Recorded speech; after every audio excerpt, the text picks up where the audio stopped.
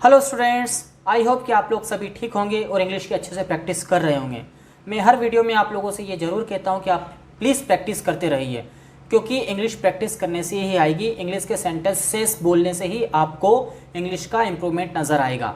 तो आज फिर मैं आपको इस वीडियो में कहता हूँ कि प्लीज़ आप इंग्लिश की प्रैक्टिस ज़रूर करिए।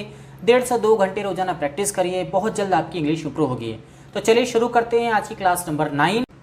ओके स्टूडेंट्स, क्लास नंबर 9 शुरू करते हैं और मैं आप लोगों को आज एक्शन सेंटेंस पढ़ाने वाला हूं।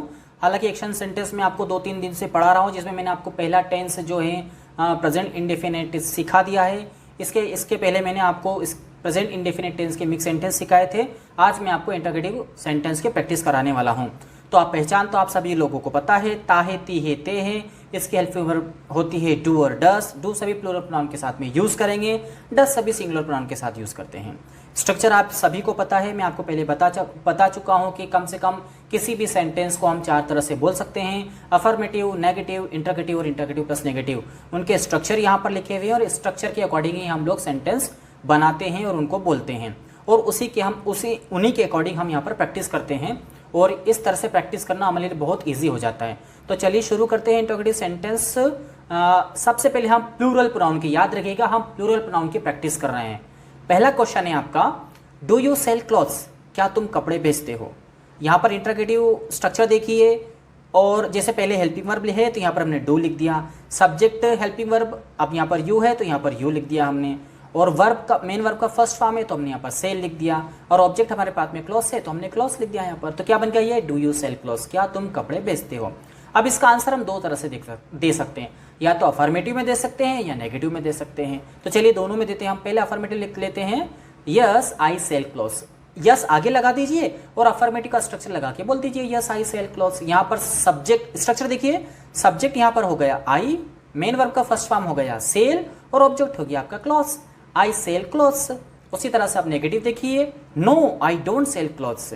अब यहाँ पर वही नेगेटिव का स्ट्रक्चर देखिए, सब्जेक्ट की जगह हो गया यहाँ पर आई, हेल्पिंग वर्ब हो गई डोंट, डू नॉट को हमने बना दिया डोंट, मेन वर्ब का फर्स्ट फॉर्म हो गया सेल और ऑब्जेक्ट हो गया clothes. No I don't sell clothes, इस तरह से सेंटेंस बना। तो आप इसी तरह से प्रैक्टिस करिएगा, आप खुद प्रैक्टिस करते रहें, खुद ही बोलें क्वेश्चंस और उनका आंसर आप यस या नो में दे सकते हैं। आगे बढ़ते हैं, हम सेकंड क्वेश्चन लेते हैं। Do they go to school by bus? क्या वे बस से स्कूल जाते हैं? आपने आंसर दिया yes they go to school by bus. Negative answer दिया no they don't go to school by bus. ठीक है, आई होप कि आपको ये समझ में आ रहा होगा। आगे बढ़ते हैं, थर्ड लेते हैं हम, do your brothers speak English? क्या तुम्हारे भाई अंग्रेजी बोलते हैं? आपने आंसर दिया affirmative, yes my brothers speak English. Negative answer आपने दिया no my brothers don't speak English. I hope students आप लोगों को ये प्लूरल प्रोनाउन के इंटरोगेटिव सेंटेंस समझ में आए होंगे। आप अच्छे से इसी तरह से क्वेश्चंस बोलते रहें, उनका आंसर खुद देते रहें, अपना कोई पार्टनर अपने साथ में बिठा लीजिए, उससे क्वेश्चन करिए, आप आंसर, वो आपको आंसर देगा, या आप उसको कहिए कि आप मुझसे क्वेश्चन पूछो मैं आंसर दूंगा। इस तरह से धीरे धीरे प्रैक्टिस हो पाएगी स्टूडेंट्स। ठीक है, अब हम आगे बढ़ते हैं। अब हम सिंगुलर प्रोनाउन के जो सब्जेक्ट सिंगुलर प्रोनाउन जो होते हैं उनके इंटरोगेटिव सेंटेंस की प्रैक्टिस कर लेते हैं। ओके स्टूडेंट्स, यहाँ पर देखिए, अब हम सिंगुलर प्रोनाउन जो हैं उनके इंटरोगेटिव सेंटेंस की प्रैक्टिस कर रहे हैं। पहला है question, does he come to school every day? क्या वह रोज स्कूल आता है?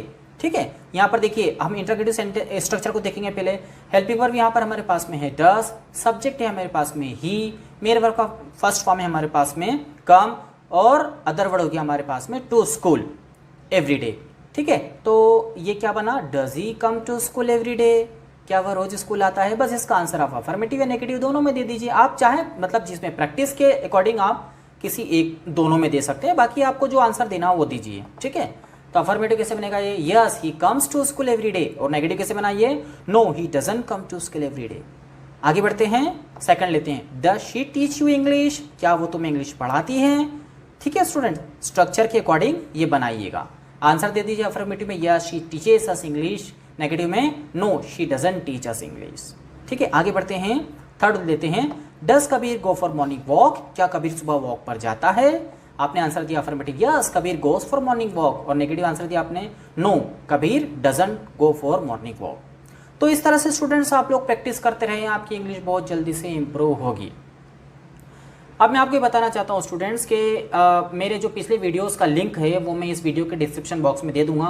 प्लीज़ आप उन वीडियोस को भी ज़रूर से देखें ताकि आप लोगों की इंग्लिश जल्द से जल्द इंप्रूव हो सके।